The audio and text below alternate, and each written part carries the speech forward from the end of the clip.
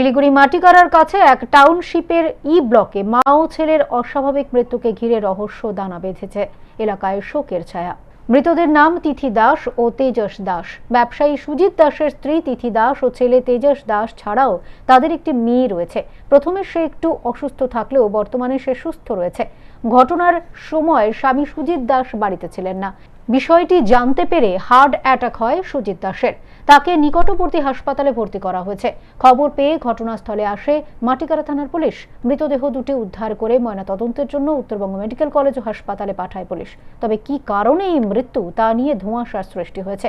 এ বিষয়ে ওই বাড়ির পরিচারিকা জানান, আমি ওই জানি না, ওই 5টা 6টার দিকে মনে হয় জানতে পাই। তারপরে ওই যে দাদারা আসছে ওই 7:30 8টার মধ্যে ম্যামকে আর বাবুকে নিয়ে গেছে। না, ওই যে পাশে ডাক্তার তো বলছে বলে এই যে কার্বন ডাইঅক্সাইড যে কয়লা জ্বালাইছে না, কার্বন ডাইঅক্সাইডের জন্য হয়েছে। আর কালকে কেএফসি থেকে বলে কিছু নিয়ে আসছে, ওইটা খাইছে হয়তো, ওটার জন্য ওই ফুড পয়জন হতে পারে। যদি জ্বালাইতো না, মাঝে মাঝে মানে একটু জ্বালাইতো আধা ঘন্টার মতো, তারপরে বের করে দিত।